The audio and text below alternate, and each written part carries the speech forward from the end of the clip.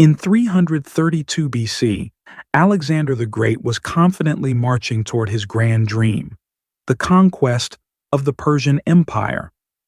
After a series of brilliant victories along the Phoenician cities, his campaign faced a new challenge, Tyre. But Tyre was not just another city on the map. It was wealthy and powerful, located on a fortified island, and served as one of the most vital ports in the ancient world. When Tyre refused to surrender, Alexander faced a critical decision.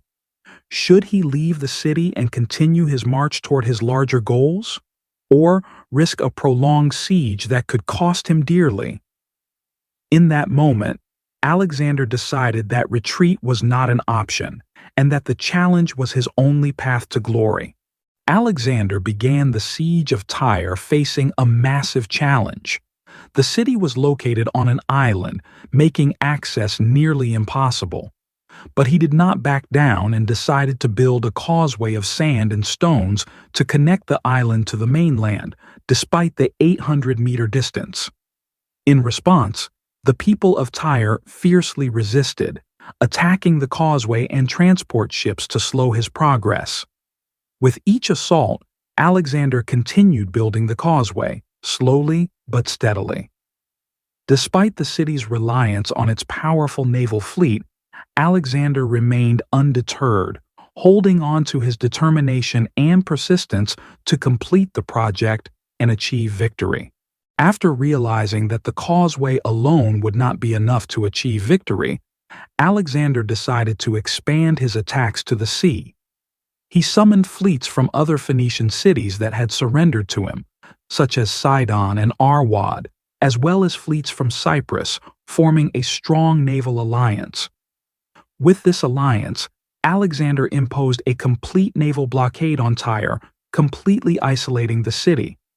This blockade weakened the morale of the inhabitants, but the Tyrians did not surrender easily and launched fierce naval attacks using their remaining fleet.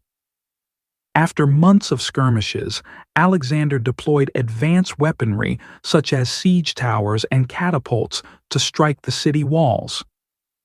Thanks to these tools and the success of the causeway, he managed to breach the walls, leading his forces to storm the city and igniting battles in its fortified streets.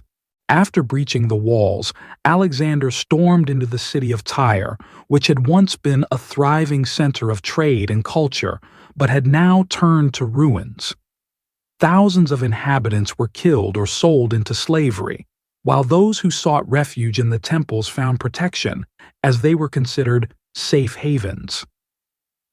The fall of Tyre was a significant turning point in Alexander's campaign, cutting off supply lines for the enemy and demonstrating his military strength to the other Phoenician cities.